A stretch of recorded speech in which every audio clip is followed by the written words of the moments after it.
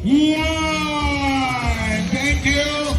Tungod sa pagkapuhag sa rebelding grupo nga naglihok sa probinsya sa Davao Oriental, nakabot na sa probinsya ang damgo nga mamahimong insurgency-free. Kaganihang buntag, opisyal nang nadeklarang gawas nun ang Davao Oriental batok sa rebelding grupo. Back then, many tourists would want to come and dozens of investors wish to put up their businesses in our province. But always, when they ask about our peace and order situation, no one could assure them with confidence that they would be safe in Davao Oriental because we knew then the threat of insurgency looms.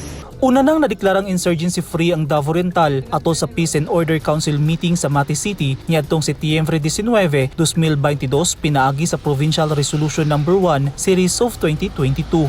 Ang pagdeklara og insurgency-free resulta sa assessment ug validation nga gihimo sa AFP-PNP Joint Area Clearing Evaluation Board ug AFP-PNP Joint Area Clearing Validation Committee. Resulta sab kini sa gipakusgan og malampusong military operations hilabi na sa mga lugar nga gihimong pugaran sa mga NPA. Base sa record, moabot sa 108 ka mga komunistang New People's Army ang na-neutralized ug 109 ka mga armas ang na-recover sa mga otoridad sa probinsya gikan third quarter sa tuig 2019. Samtang ana sa 180 ka People's Organization ang napurma nga kanhi NPA supporters. Kapin 300 sab ka mga kanhi rebelde ang may pilawom sa Enhanced Comprehensive Local Integration Program kun ECLIP sukad tuig 2016. Nang hinaot ang gobyerno nga dili na unya maagni og balik sa kalihukan ng kanhi mga rebelde. Busa padayon ng gobyerno sa pagbubuong nagkadaiyang hinabang ngadto kanila pinaagi sa integration program. Sanglit but sa gobyerno nga makabarog og balik ang kanhi mga rebelde sa ilang pagbalik sa komunidad.